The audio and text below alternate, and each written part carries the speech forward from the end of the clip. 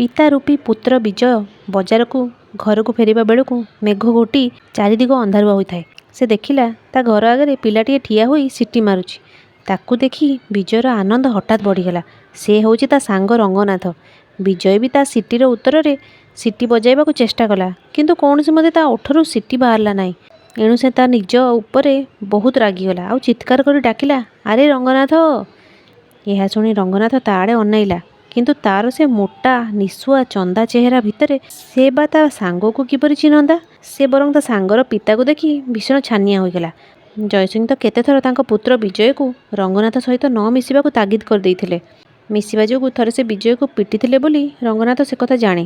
ସେଥିପାଇଁ ରଙ୍ଗନାଥ ସହ ବିଜୟର ଗୋପନରେ ବୁଝାମଣା ହେଉଥିଲା କି ବିଜୟକୁ ଡାକିବା ପାଇଁ ରଙ୍ଗନାଥ ଗୋଟିଏ ନିର୍ଦ୍ଦିଷ୍ଟ ସ୍ୱରରେ ସିଟି ବଜାଇବ। ବିଜୟ ମଧ୍ୟ ସେ ସିଟିର ଉତ୍ତର ଦେବ ସିଟିରେ ଏବଂ ସଙ୍ଗେ ସଙ୍ଗେ ସେ ତା ଘରୁ ବାହାରି ଆସି ପାରିବ କି ନାହିଁ ତାହା ଜଣାଇଦେବ। ବର୍ତ୍ତମାନ ରଙ୍ଗନାଥ ଧରିଦେଲା ଯେ ତା ସାଙ୍ଗର ବାପା ସିଟିର ସାଙ୍କେତିକ ଅର୍ଥ ବୁଝିଗଲେଣି ଆଉ ସେଥିପାଇଁ ତା ଆଡ଼େ ସେ ମାଡ଼ି ଆସୁଛନ୍ତି। ସେ ସଙ୍ଗେ ସଙ୍ଗେ ଦୌଡ଼ିବାକୁ ଆରମ୍ଭ କଲା। ଆରେ ରଙ୍ଗୁ, ଦୌଡ଼ୁଛୁ କାହିଁକି? କ'ଣ ମୋତେ ଚିହ୍ନି ପାରୁନାହୁଁ କି? ବିଜୟ ରଙ୍ଗନାଥକୁ ଏପରି ଭାବରେ ଡାକିବାକୁ ଲାଗିଲା, କିନ୍ତୁ ରଙ୍ଗନାଥ ସେଥିପ୍ରତି ଜମାରୁ କର୍ଣ୍ଣପାତ ନ କରି ସମାନ ଗତିରେ ଦୌଡ଼ିବାକୁ ଲାଗିଲା। ବିଜୟ ବି ତା ପଛେ ପଛେ ଦୌଡ଼ିଲା, କିନ୍ତୁ ବିଜୟ ସିନା ନିଜ ଚେହେରା କଥା ଭୁଲି ଯାଇଥିଲା, ମାତ୍ର ଅନ୍ୟମାନଙ୍କ ପାଇଁ ସେ ଜୟସିଂହ ସେଭଳି ଭାବରେ ଦୌଡ଼ୁଥିବାର ଦେଖି ଜଣେ ଦୁଇଜଣ ଲୋକ ଖୁବ୍ ଆଶ୍ଚର୍ଯ୍ୟ ହୋଇଗଲେ। ତେବେ ସେମାନେ କିଛି ନ କହି ଖାଲି ଆଶ୍ଚର୍ଯ୍ୟ ହୋଇ ଅନାଇ ରହିଲେ। ଜୟସିଂହ ରୂପୀ ବିଜୟ କିଛି ସମୟ ଦୌଡ଼ିବା ପରେ ସେ ହାଲିଆ ହୋଇ ଧଇଁ ସଇଁ ହେଲା, ମାତ୍ର ତା ସାଙ୍ଗ ରଙ୍ଗନାଥ ଦୌଡ଼ି ଦୌଡ଼ି କେଜାଣି କୁଆଡ଼େ ଅଦୃଶ୍ୟ ହୋଇଗଲା। ବିଜୟ ତ ଦୌଡ଼ରେ ତା ସାଙ୍ଗ ପିଲାମାନଠାରୁ ଅଧିକ ପାରଙ୍ଗମ, ହେଲେ ସିଏ ଆଜି କାହିଁକି ଦୌଡ଼ି ପାରିଲା ନାହିଁ? ହଠାତ୍ ସେ କଥା ସେ ବୁଝିପାରିଲା ନାହିଁ। ତେଣୁ ସେ ଚମକି ପଡ଼ି ଠିଆ ହୋଇଗଲା। ଆରେ ଆରେ ଜୟସିଂହ ବାବୁ, ଏମିତି କାହିଁକି ଦୌଡ଼ୁଛନ୍ତି? ପୁଅକୁ ଧରିବାକୁ ଚେଷ୍ଟା କରୁଛନ୍ତି କି? କେହି ଜଣେ ହଠାତ୍ ଏ ପ୍ରଶ୍ନ କରି ତା ବାଟ ଅଟକାଇଲା। ଏସବୁ ଦେଖି ବିଜୟ ଚମକି ପଡ଼ି ତା ଦୌଡ଼ ବନ୍ଦ କଲା। ତାପରେ ସେ କାହାକୁ କିଛି ବି ନ କହି ବାଟ ବଦଳାଇ ନିଜ ଘର ଆଡ଼େ ଚାଲିଲା। ଦିନଟି ତ କୌଣସି ପ୍ରକାର କଟିଗଲା। ଏବେ ରାତି ହେଲା। ପିତା ପୁତ୍ର ଶୋଇଲେ। ପୁତ୍ର ଭାବୁଥାଏ, ବଡ଼ ମଣିଷ ଭାବରେ ରହିବାରେ ବହୁତ ମଜା ଅଛି। ତେବେ ସମସ୍ୟା ହେଲା, କେହି କିଛି ପଚାରିଦେଲେ ବା କୌଣସି ବିଷୟରେ ଆଲୋଚନା କରିବାକୁ ଚାହିଁଲେ ମୁଁ କ'ଣ କହିବି? ସେ ଯାହା ହେଉନା କାହିଁକି, ପିଲା ଭାବରେ ରହିବା ତୁଳନାରେ ବଡ଼ ମଣିଷ ଭାବରେ ରହିବା ଆଉ ମନ ଇଚ୍ଛା ପଇସାପତ୍ର ଖର୍ଚ୍ଚ କରିବା ଅନେକ ଭଲ। ତାକୁ ବେଶ୍ ଖୁସି ଲାଗୁଥାଏ। ସେ ଥରେ ବିଛଣା ଛାଡ଼ିଯାଇ ଦର୍ପଣରେ ନିଜ ମୁହଁ ଦେଖିଲା। ବହଳ ନିଶ ଚନ୍ଦା ମୁଣ୍ଡ, କିଛି ମନ୍ଦ ଦିଶୁନାହିଁ। ଏମିତି ଗମ୍ଭୀର ଚେହେରା ଦେଖିଲେ ଲୋକେ ସମ୍ମାନ ଦେଇଥାନ୍ତି। ଦିନବେଳା ତାକୁ କେତେ ଲୋକ ନମସ୍କାର କରିଥିଲେ। ସେ କୌଣସି ମତେ ଅଳ୍ପ ହସି ଦେଇ ଓ ପ୍ରତି ନମସ୍କାର କରି ସେମାନଙ୍କଠାରୁ ଖସି ଆସିଲା। ରାତି ପାଇଲେ ପୁଣି ସେଇଭଳି ନମସ୍କାର ମିଳିବ। କୌଣସି ପ୍ରକାରେ କଥାବାର୍ତ୍ତା ଏଡ଼ାଇ ଯାଇ ପାରିଲେ ତେଣିକି ଆଉ କିଛି ବି ଚିନ୍ତା ନାହିଁ। ତେଣେ ପିତା ସାରା ରାତି ଚିନ୍ତାରେ ବିତାଇ ଭୋର ଆଡ଼କୁ ଶୋଇପଡ଼ିଥାନ୍ତି। ବେଳ ପହର ହେବା ବେଳକୁ ତାଙ୍କ ନିଦ ଭାଙ୍ଗିଲା। ନିଜ ରୂପଟି କ'ଣ ସେ କଥା ସେ ଭୁଲି ଯାଇଥାନ୍ତି। ସେ ତାଙ୍କ ଅଭ୍ୟାସ ଅନୁସାରେ ପାଟି କରି ଚାକରକୁ ଡାକିଲେ, କିନ୍ତୁ ଚାକର ତାଙ୍କ ଡାକ ଶୁଣିଲା ନାହିଁ।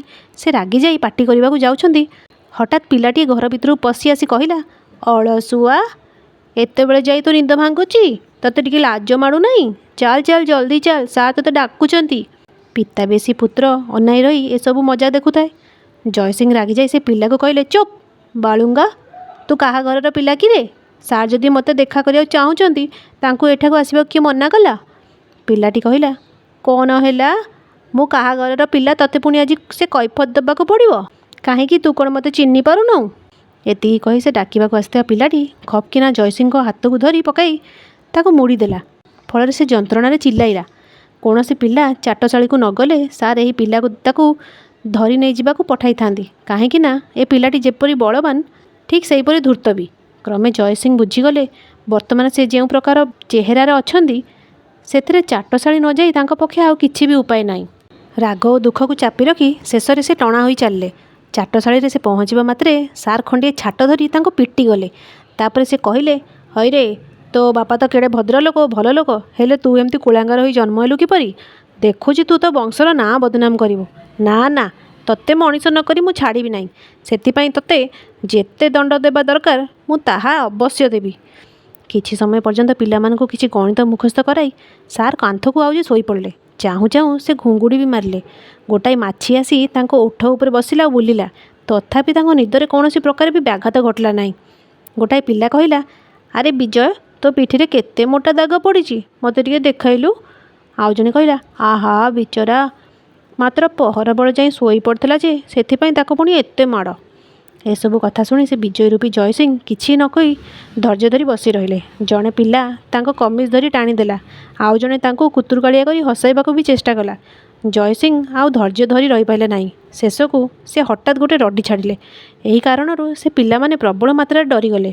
ସେ ରଡ଼ି ସେମାନଙ୍କୁ ଯେତିକି ଭୟଭୀତ କଲା, ସେଥିରେ ସାର୍ କାଳେ ତାଙ୍କ ନିଦରୁ ଉଠି ପଡ଼ିବେ, ସେ ଭୟ ତାଠୁ ଅଧିକ ବିଚଳିତ କଲା। ସତକୁ ସତ ସେହି କ୍ଷଣି ସାର୍ଙ୍କ ନିଦ ଭାଙ୍ଗିଗଲା। ସେ ଉଠିପଡ଼ି କାହାକୁ କିଛି ନ ପଚାରି ବେତରେ ବିଜୟ ରୂପୀ ଜୟସିଂଙ୍କୁ ଗୋରୁ ଗାଈ ଭଳି ପିଟି ଦେଇଗଲେ। ଜୟସିଂଙ୍କର ମନେ ହେଲା ସେ ଯେପରି ପାଗଳ ହୋଇଯିବେ।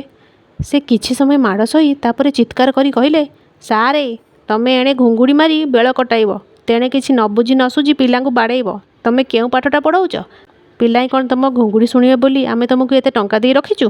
ରୁହ, ମୁଁ ଗାଁର ବିଶିଷ୍ଟ ଲୋକଙ୍କ ବୈଠକ ଡକାଇ ତମକୁ ପାନେ ଦେଉଛି। ହଠାତ୍ ଗୋଟାଏ ପିଲା ମୁହଁରେ ଏଭଳି ଭାଷା ଶୁଣି ସେ ସାରେ ଅଚାନକ ସ୍ତମ୍ଭୀଭୂତ ହୋଇଗଲେ। ଅନ୍ୟ ପିଲାଏ ବି କାବା ହୋଇ ବସି ରହିଲେ। 2 ମିନିଟ୍ ପରେ ସାର୍ ଭାବିଲେ କି ପିଲାଟିକୁ କିଛି ଦଣ୍ଡ ନ ଦେଲେ ଅନ୍ୟମାନଙ୍କ ଆଗରେ ତାଙ୍କ ସମ୍ମାନ ଚାଲିଯିବ। ତେଣୁ ସେ ପାଟି କରି କହିଲେ, ଆରେ ଚଣ୍ଡାଳ, ତୁ ଭାବିଲୁ କୌଣସି ଯାତ୍ରା ଦଳରୁ କିଛି ଭାଷା ମନେ ରଖି ଆସି ମୋତେ ଶୁଣାଇ ଦେଲେ ମୁଁ କ'ଣ ତୋ ଉପରେ ଖୁସି ହୋଇଯିବି? ତୋ ଭାଗ୍ୟରେ ବହୁତ ମାଡ଼ ଅଛି। ଏହା କହି ସାରେ ବିଜୟ ରୂପୀ ଜୟସିଂଙ୍କୁ କାନ୍ଥ ପାଖରେ ଅଧା ଠିଆ ଅବସ୍ଥାରେ ରଖାଇଲେ। ଆଉ ତାକୁ ନାନା ପ୍ରଶ୍ନ କଲେ। ପାଠ୍ୟପୁସ୍ତକରୁ ପ୍ରଶ୍ନ କଲେ। ଜୟସିଂ ବା ସେସବୁ ପ୍ରଶ୍ନର କିପରି ଉତ୍ତର ଦିଅନ୍ତେ?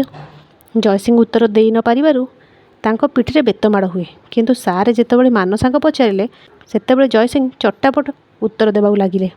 ତା କଥା ଶୁଣି ସେ ସାରେ ଭାରି ଆଶ୍ଚର୍ଯ୍ୟ ହେଲେ। ତାପରେ ସାରେ ପୁଣି ବିଜୟକୁ ବେତମାଡ଼ ଦେଇ କହିଲେ, ଆରେ ଦୁଷ୍ଟ, ଆଜି ଯାଇ ତୁ ଗଣିତରେ ଦୁର୍ବଳ ବୋଲି କ'ଣ ଅଭିନୟ କରୁଥିଲୁ? ଅବଶେଷରେ ଛୁଟି ହେଲା। ପିଲାମାନେ ଘର ମୁହାଁ ଦୌଡ଼ିଲେ, କିନ୍ତୁ ଜୟସିଂ ଧୀର ଗତିରେ ବାଟ ଚାଲୁଥାନ୍ତି।